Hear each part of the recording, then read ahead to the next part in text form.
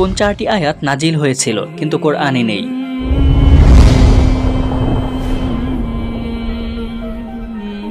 আসসালামু আলাইকুম রহমতুল্লাহ। Dear audience, আজকের ভিডিওতে আমরা এমন কিছু আয়াত নিয়ে আলোচনা করব যে আয়াতগুলো নাজিল হয়েছিল কিন্তু পবিত্র কোরআনে কারিমের সংকলনে তা অন্তর্ভুক্ত হয়নি।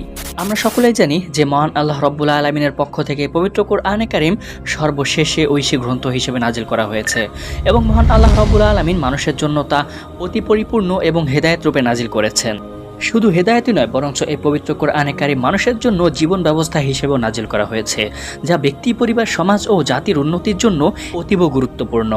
তো যাই হোক, পবিত্র কোরআনে কারিম এত সম্পূর্ণ, সর্বজনিত ও অবিকৃত, অখণ্ড ও অতুলনীয় হওয়া সত্ত্বেও এমন কিছু আয়াতে কারিমা রয়েছে যেগুলো নাজিল হয়েছে ঠিক, কিন্তু পবিত্র কোরআনে কারিমে তা সংকলিত হয়নি।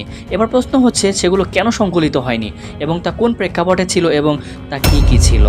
আর এই আয়াতে কারিমাগুলো পবিত্র কোরআনে কারিমে না থাকাটা কি এই ইঙ্গিত ধরে নেওয়া যাবে যে পবিত্র কোরআনে কারিম পরিবর্তন করা হয়েছে? তো ডিয়ার অডিয়েন্স, এই সমস্ত প্রশ্নের উত্তর জানার পূর্বে ফার্স্ট অফ অল আমাদের পবিত্র কোরআনে কারিমের সংকলন, তার নাজিলের প্রেক্ষাপট এবং তার নাজিলের উদ্দেশ্য সম্পর্কে আমাদের ভালোভাবে অবগত হতে হবে।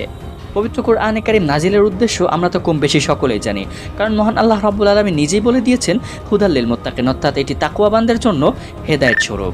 আর এই ঐশী পবিত্র গ্রন্থটি আমাদের সাধারণ মানুষের প্রয়োজন প্রেক্ষাপট বিবেচনা করেই মূলত নাজিল করা হয়েছে। আর প্রয়োজন, প্রেক্ষাপট, পরিবেশ, পরিস্থিতি এগুলো সর্বদাই পরিবর্তনশীল। এই জন্য পৃথিবীর সৌরলগ্ন থেকে এই পর্যন্ত অনেক হুকুম আহকাম এমন ছিল যেগুলো পূর্বে হারাম হালাল ছিল, আর পরবর্তীতে এগুলো ভিন্ন হয়েছে, তথা হারাম ছিল হালাল হয়েছে এবং হালাল ছিল হারাম করা হয়েছে। অর্থাৎ মহান আল্লাহ রাব্বুল আলামিনের যখন যেটা মানসা হয়েছে তখনই তিনি সেটা কার্যকর করেছেন।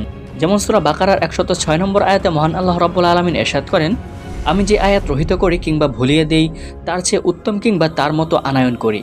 তুমি কি জানো না যে মহান আল্লাহ রব্বুল আলামিন সবকিছুর উপর ক্ষমতাবান? এই আয়াতে কারিমাতে স্পষ্ট হয়ে যায় যে কোনো আয়াত বা হুকুম আহকাম রহিত বা নস্খ হওয়া এটা কোনো অসম্ভবনীয় বিষয় নয়। মহান আল্লাহ রব্বুল আলামিন এত ক্ষমতাবান যে তিনি কোনো কিছু রহিত বা সেগুলো নস্খ করে দিতে পারেন।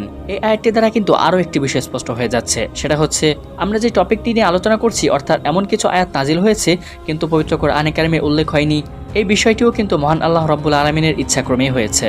সুতরাং এই কথাটি বলার একদমই সুযোগ নেই যে পবিত্র কোরআনে কারিমে যেহেতু কয়েকটি আয়াত মিসিং রয়েছে, সুতরাং পবিত্র কোরআনে কারিম অসুরক্ষিত ও পরিবর্তিত। কারণ যার জিনিস সেই তো পরিবর্তন করবে, আর সে যদি পরিবর্তন বা পরিবর্ধন করে এটা কোনো আনলিগাল বিষয় নয়।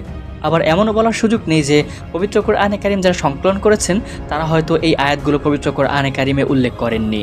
কারণ এই পবিত্র কোরআনে কারিম যদিও সাহাবা একরামগণ সংকলন করেছেন, কিন্তু তার মাঝে কি লিখবেন কি লিখবেন না এবং তাকে কিভাবে লেখা হবে, অর্থাৎ তার তরতিব এবং সুবিন্যস্ত পদ্ধতি সবকিছুই নবী করিম সাল্লাল্লাহু আলাইহি ওয়াসাল্লাম নিজেই বলে দিয়েছিলেন। আর নবীদের সমস্ত কাজই মহান আল্লাহ রাব্বুল আলামিনের হুকুম অনুযায়ী হয়। তো যাই হোক ডিয়ার অডিয়েন্স, এবার চলুন জেনে নেওয়া যাক সেই আয়াতগুলো কি কি ছিল। উল্লিখিত আয়াতগুলোর মধ্যে সবচাইতে উল্লেখযোগ্য আয়াত হচ্ছে রজমের আয়াত। কিছু কিছু বর্ণনায় রয়েছে এই আয়াতের মধ্যে বিবাহিত ব্যভিচারদের শাস্তি হিসেবে প্রস্তর নিক্ষেপের বিধান ছিল।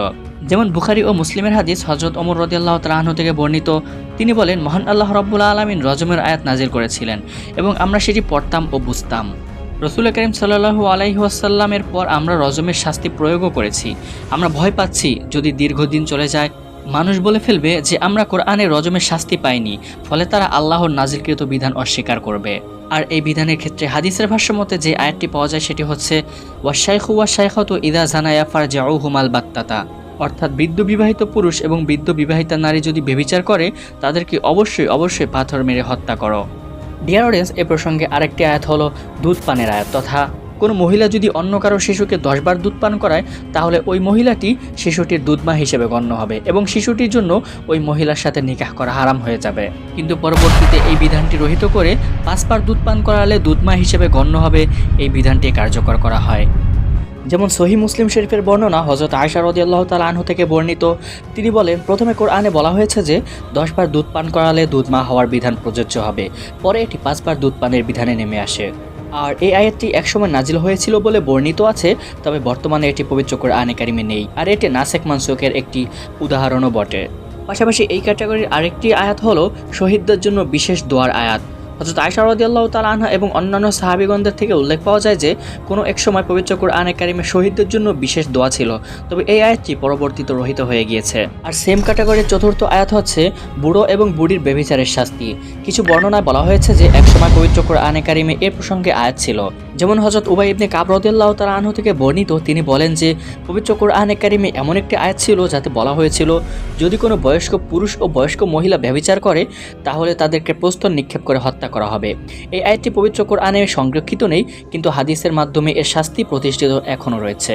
ডিয়ার অডিয়েন্স, অবশেষে একটি বিষয় স্পষ্ট করে দিতে চাই, সেটি হচ্ছে এই যে চারটি আয়াত উল্লেখ করা হয়েছে যেগুলো পবিত্র কোরআনে কারিমে নেই কিন্তু নাজিল করা হয়েছে, এর মধ্যে সর্বপ্রথম যেটি অর্থাৎ রজমের হুকুম বিশিষ্ট যে আয়াতটি রয়েছে এটির দলিল ও সনদ অকাট্য এবং সহিহ বুখারীতে বর্ণিত এবং আয়াতটি পাওয়া যায় সেখানে।